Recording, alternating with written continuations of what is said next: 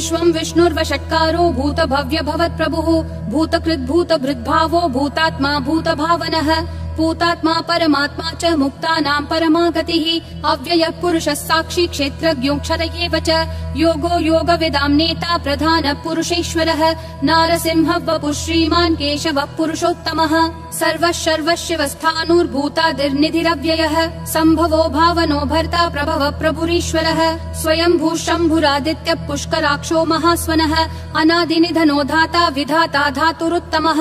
अप्रमेयो ऋषिकेशः पद्मनाभो प्रभुः विश्वकर्मा मनुस्त्वष्टा स्थविष्ठस्थविरो ध्रुवः अग्राह्यः शाश्वतः कृष्णो लोहिताक्ष प्रतर्दनः प्रभुतस्त्रिककुब्धाम पवित्रम् मङ्गलम् परम् ईशानः प्राणदः प्राणो ज्येष्ठः श्रेष्ठः प्रजापतिः हिरण्यगर्भो भूगर्भो माधवो मधुसूदनः ईश्वरो विक्रमी धन्वी मेधावी विक्रमक्रमः अनुत्तमो दुराधर्ष कृतज्ञ कृतिरात्मवान् सुरेशः शरणं शर्म विश्वरेता प्रजाभवः अह संवत्सरो व्याल प्रत्ययः सर्वदर्शनः अजः सर्वेश्वरः सिद्धिः सिद्धिः सर्वादिरच्युतः वृषा कपिरमेयात्मा सर्वयोग विनिश्रुतः वसुर्वसुमना सत्यः समात्मा समितः समः अमोघ पुण्डरीकाक्षो वृषकर्मा वृषाकृतिः रुद्रो बहुशिरा बभ्रुर्विश्वयोनिः शुचिश्रवाः अमृतः शाश्वतस्थाणुर्वरारोहो महातपाः सर्वगः सर्वविद्भानुर्विश्वक्सेनो जनार्दनः वेदो वेदविदव्यङ्गो वेदाङ्गो वेदवित् कविः लोकाध्यक्षः सुराध्यक्षो धर्माध्यक्षः कृताकृतिः चतुरात्मा चतुर्व्यूहश्चतुर्दंष्ट्रश्चतुर्भुजः ब्राजिष्णुर्भोजनं भोक्ता सहिष्णुर्जगदादिजः अनघो विजयो जेता विश्वयोनिः पुनर्वसुः उपेन्द्रो वामनः प्रांशुरमोघः शुचिरूर्जितः अतीन्द्रः सङ्ग्रहः सर्गो धृतात्मा नियमो यमः वेद्यो वैद्यः सदा योगी विरहा माधवो मधुः अतीन्द्रियो महामायो महोत्साहो महाबलः महाबुद्धिर्महावीर्यो महाशक्तिर्महाद्युतिः अनिर्देश्य वपुः श्रीमान् अमेयात्मा महाधृदिक् महेश्वासो महीभर्ता श्रीनिवासः सतां गतिः अनिरुद्धः सुरानन्दो गोविन्दो गोविदाम्पतिः मरीचिर्दमनोहंसः सुपर्णो भुजगोत्तमः हिरण्यनाभः सुतपा पद्मनाभः प्रजापतिः अमृतुः सर्वदृक्सिंहः सन्धाता सन्धिमान् स्थिरः अजो दुर्मशनः शास्ता विश्रुतात्मा सुरारिहा गुरुर्गुरुतमो धामः सत्यः सत्यः पराक्रमः निमिषो निमिषस्रग्वी वाचस्पतिरुदारधीः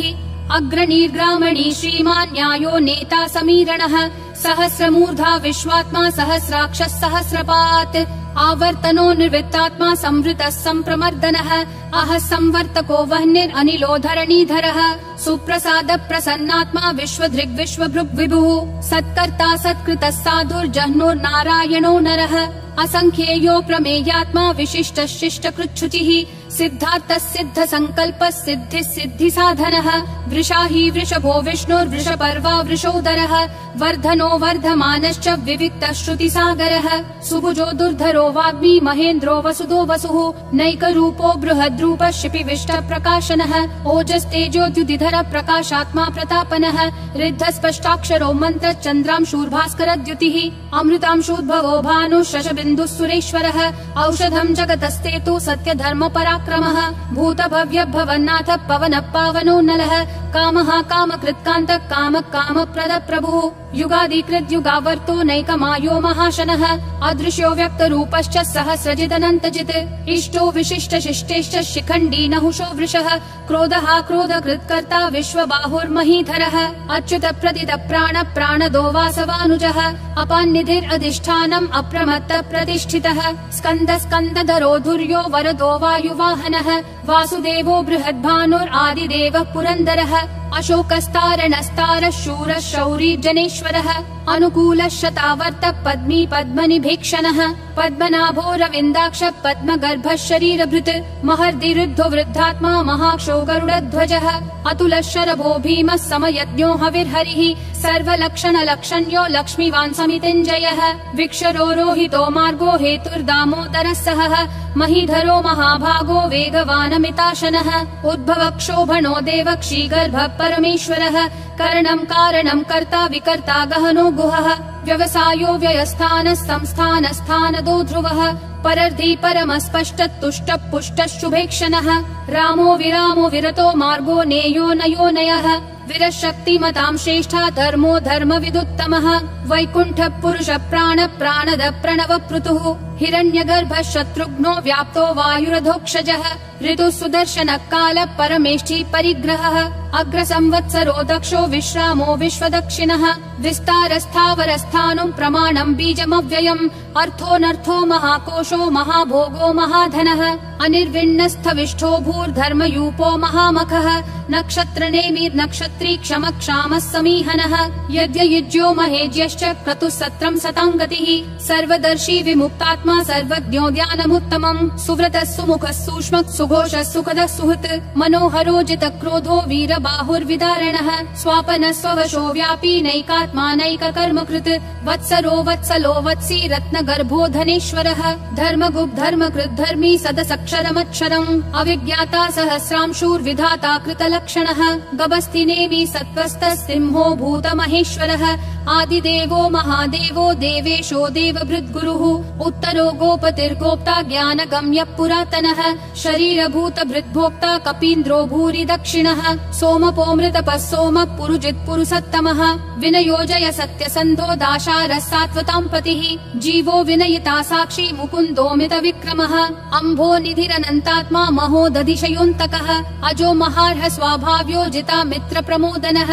आनन्दो नन्दनो नन्दः सत्य धर्मा त्रिविक्रमः महर्षि कपिलाचार्य कृतज्ञो मेदिनीपतिः त्रिपदस्त्रिदशाध्यक्षो महाशृंग कृतान्तकृत् महावराहो गोविन्द सुषेण कनकाङ्गदी गुह्यो गभीरो गहनो गुप्तश्चक्र गदाधरः वेधा स्वाङ्गोजित कृष्णो दृढ संकर्षणोच्युतः वरुणो वारुणो वृक्ष पुष्कराक्षो महामनाः भगवान् भगहानन्दी वनमाली हलायुधः आदित्यो ज्योतिरादित्य सहिष्णुर्गति सत्तमः सुधन्वाखण्ड परशुर्दारुणो द्रविणप्रदः दिवस्पृक् सर्वदृग्व्यासो वाचस्पतिरयोन्निजः त्रिसामासामगः साम निर्वाणम् भेषजम् भिषक् सन्न्यासकृच्छमः शान्तो निष्ठा शान्ति परायणम् शुभाङ्गः शान्तिदिसृष्टा कुमुदः कुवलेशयः गोहितो गोपतिर्गोप्ता वृषभाक्षो वृषप्रियः अनिवर्ति निवृत्तात्मा संक्षेप्ताक्षेम कृच्छिवः श्रीवत्सवक्षा श्रीवास श्रीपति श्रीमताम्बरः श्रीध श्रीश श्रीनिवास श्रीनिधि श्रीविभावनः श्रीधर श्रीकर श्रेय श्रीमान् लोकत्रयाश्रयः स्वक्ष स्वङ्गः शतानन्दो नन्दिर्ज्योतिर्गणेश्वरः विजितात्मा विधेयात्मा संकीर्तिश्छिन्न संशयः उदीर्णः सर्वतः चक्षुर् अनीशः शाश्वतः स्थिरः भूषयो भूषणो भूतिर्विशोकः शोकनाशनः अर्चिष्मान् अर्चितः कुम्भो विशुद्धात्मा विशोधनः अनिरुद्धो प्रतिरथ प्रद्युम्नोमित विक्रमः कालनेमी निहावीरः शौरी शूरजनेश्वरः त्रिलोकात्मा त्रिलोकेश केशवः केशिहा हरिः कामदेवः कामपालः कामी कान्तकृतागमः अनिर्देश्य वपुर्विष्णु वीरो नन्तो धनञ्जयः ब्रह्मण्यो ब्रह्मकृत् ब्रह्म ब्रह्म ब्रह्म विवर्धनः ब्रह्मवृद् ब्राह्मणो ब्रह्मी ब्रह्मज्ञो ब्राह्मण प्रियः महाक्रमो महाकर्मा महातेजा महोरगः महाक्रतुर्महायज्वा महायज्ञो महाहविः स्तव्यस्तव प्रियस्तोत्रम् स्तुतिस्तोतारण प्रियः पूर्ण पूरयिता पुण्य पुण्य कीर्तिरनामयः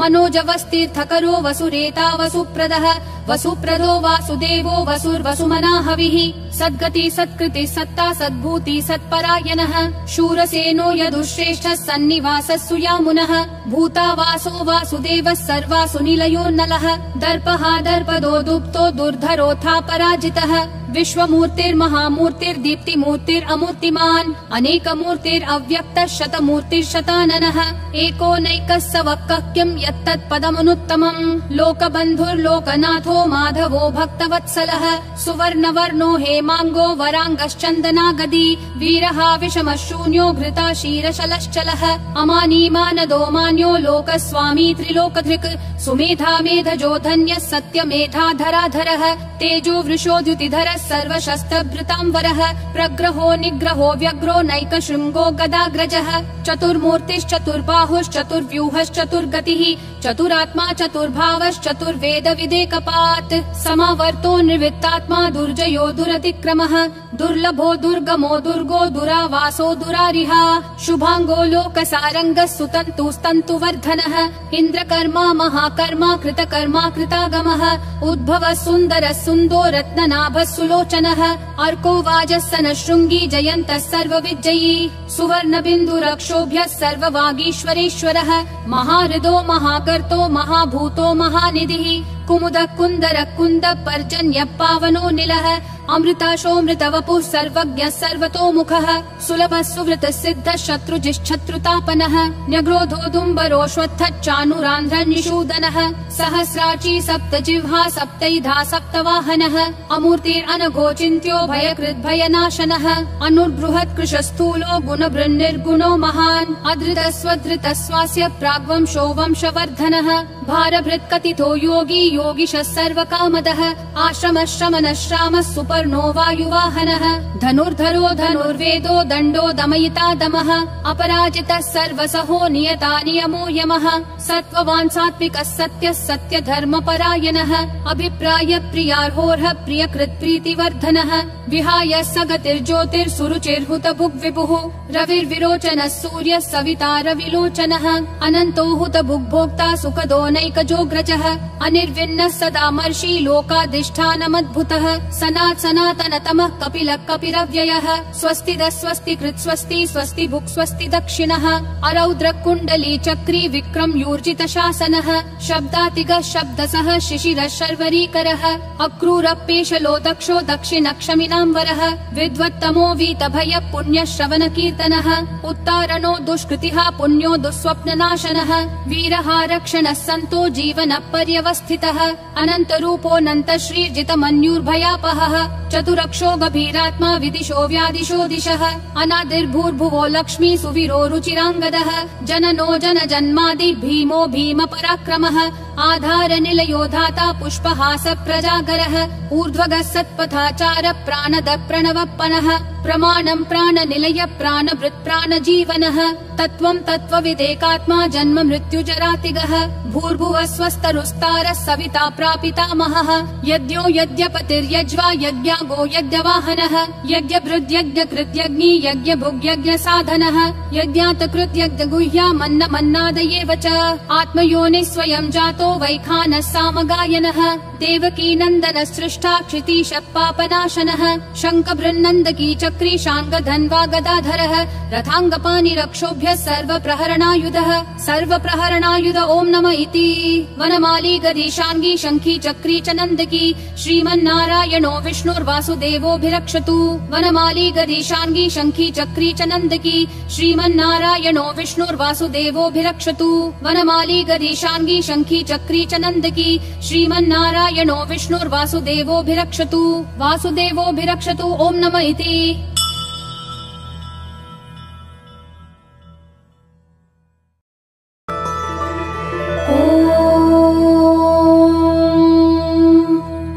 हिरण्यवर्णां हरिणीं सुवर्णरजतस्रजां चन्द्रां हिरण्मयीं लक्ष्मीं जातवेदो महावः तां महावः जातवेदो लक्ष्मीमनपगामिनीं यस्यां हिरण्यं वन्देयन् गामश्वं पुरुषानहम् अश्वपूर्वां रथमध्यां हस्तिनाद प्रबोधिनीं श्रियं देवीम् उपह्वये श्रीर्मादेवीर्जुषतां कां सोऽस्मितां हिरण्यप्राकारमार्द्रां ज्वलन्तीं तृप्तां तर्पयन्तीं पद्मे स्थितां पद्मवर्णां तामिहोपह्वये श्रियं चन्द्रां प्रभासां यशसा ज्वलन्तीं श्रियं लोके देवजुष्टामुदारां तां पद्मिनीमीं शरणमहं प्रपद्ये लक्ष्मीर्मे नश्यतां त्वां वृणे आदित्यवर्णे तपसोऽधिजातो वनस्पतिस्तव वृक्षोऽथ बिल्वः तस्य फलानि तपसानुदन्तु मायान्तरायाश्च बाह्या अलक्ष्मीः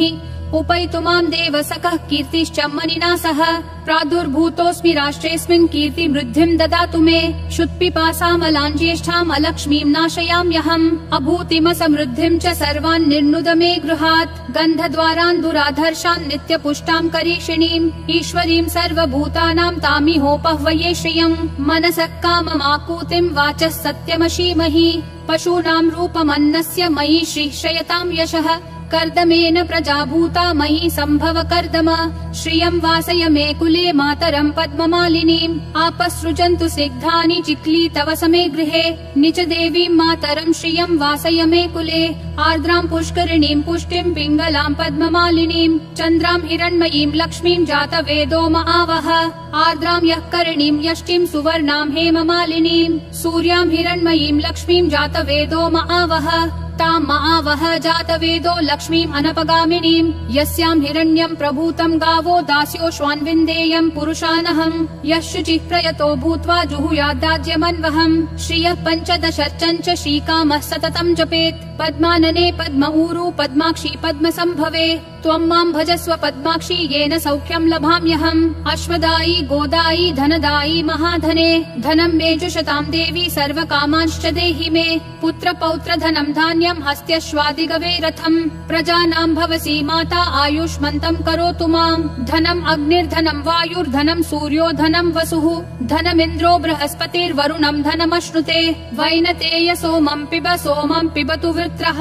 सोमं धनस्य सोमिनो मह्यं ददातु सोमिनः न क्रोधो न च मात्सर्यं न लोभो न शुभा मतिः भवन्ति कृतपुण्यानां भक्तानां श्रीसूक्तं जपेत् सदा वर्षन्तु ते विभावरी दिवो अभ्रस्य विद्युतः रोहन्तु सर्वबीजान्यव ब्रह्मद्विषोजहि पद्मप्रिये पद्मिनी पद्महस्ते पद्मालये पद्मदलायताक्षी विश्वप्रिये विष्णुमनोनुकूले त्वत्पाद पद्मं मही सन्निधत्स्व या सा पद्मासनस्था विपुलकटितटी पद्मपत्रायताक्षी गम्भीरावर्तनाभिस्थनभरनमिता शुभ्रवस्त्रोत्तरीया लक्ष्मीर्देव्यैर्गजेन्द्रैर्मणिगण खचितैः स्थापिता हेमकुम्भैः नित्यं सा पद्महस्ता मम वस्तु गृहे सर्वमाङ्गल्ययुक्ता लक्ष्मीं क्षीरसमुद्र राजतनयां श्रीरङ्गधामेश्वरीं दासीभूत समस्त देववनितां लोकैकदीपाङ्कुरां श्रीमन्मन्दकटाक्षलब्ध विभव ब्रह्मेन्द्र गङ्गाधरां त्वां त्रैलोक्य कुटुम्बिनीं सरसिजां वन्दे मुकुन्द प्रियां सिद्धलक्ष्मीर्मोक्षलक्ष्मीर्जयलक्ष्मी सरस्वती श्रीलक्ष्मीर्वरलक्ष्मीश्च प्रसन्ना मम सर्वदा वराङ्कुशौ पाशमभीतिमुद्रां करैर्वहन्तीं कमलासनस्थां बालार्ककोटि प्रतिभां त्रिनेत्रां भजेऽहमाद्यां जगदीश्वरीं तां सर्वमङ्गलमाङ्गल्ये शिवे सर्वार्थसाधिके शरण्ये त्र्यम्बके देवी नारायणी नमोऽस्तुते सरसिजनिलये सरोजहस्ते धवलतरांशुकगन्धमाल्य शोभे भगवति हरिवल्लभे मनोद्ये त्रिभुवनभूतिकरी प्रसीद मह्यम् विष्णुपत्नीं क्षमां देवीं माधवीं माधवप्रियां विष्णो प्रियसखीं देवीं नमाम्यच्युतवल्लभां महालक्ष्मी च विद्महे विष्णुपत्नी च धीमहि तन्नो लक्ष्मीः प्रचोदयात् श्रीवर्चस्य आयुष्यमारोग्यमाविधात् पवमानं महीयते धनं धान्यं पशुं बहुपुत्रलाभं शतसंवत्सरं दीर्घमायुः ऋणरोगादिदारिद्र्य पापक्षुदपमृत्यवः भयशोकमनस्तापा नश्यन्तु मम सर्वदा य एवं वेद ॐ महादैव्यै च विद्महे विष्णुपत्नी च धीमहि तन्नो लक्ष्मीः प्रचोदयात् ॐ शान्ति शान्ति शान्तिः।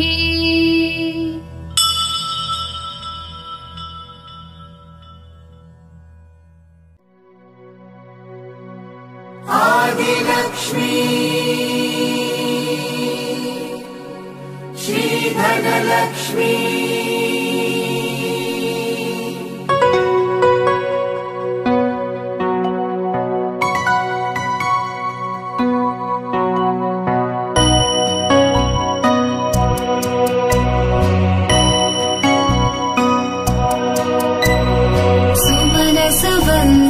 सुन्दरि माधवी चन्द्र सहोदरि हेममयी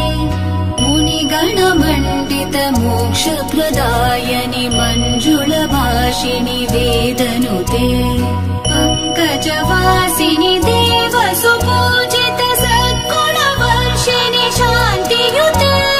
जय जय हे मधुसूदन कामिनि आदिलक्ष्मि जय पालय माम् जय जय हे मधुसूदन कामिनि आदिलक्ष्मि जय पालय माम्।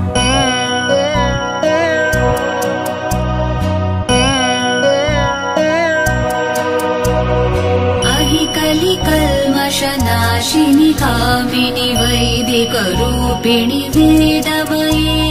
क्षीरसमुद्भव मङ्गलरूपिणि मन्त्रनिवासिनि मन्त्रनुते मङ्गलदायिनि अम्बुजवासिनि देवगणाश्रितपादयुते जय जय हे मधुसूदन कामिनि धान्यलक्ष्मि जय पालय माम् जय जय हे मधुसूदन कामिनि धान्यलक्ष्मि जय पालय माम्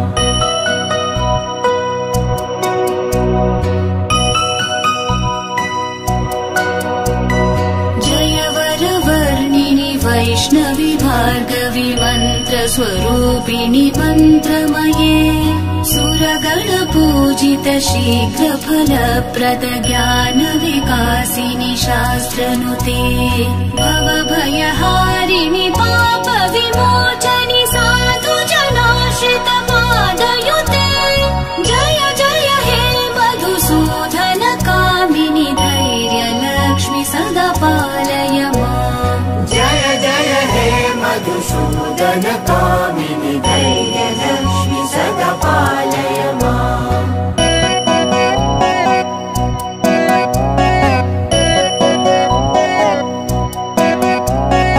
जय जय दुर्गतिनाशिनि कामिनि सर्वफलप्रद शास्त्रमये रथगज तुरगपदाति समावृत परिजन मण्डित लोकनुते हरिहर ब्रह्म सुपूजित सेवित तापनिवारिणि पादयुते जय जय हे मधुसूदन कामिनि गजलक्ष्मी जय पालय माम् जय जय हे मधुसूदन कामिनि गजलक्ष्मी जय पालय माम्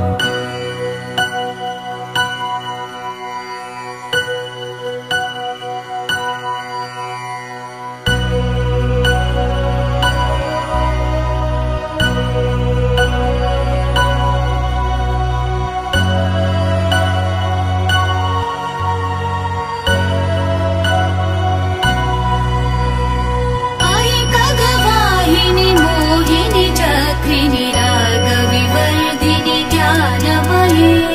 गुणगणवारिधि लोकहितैषिणि स्वर सप्तभूषित गाननुते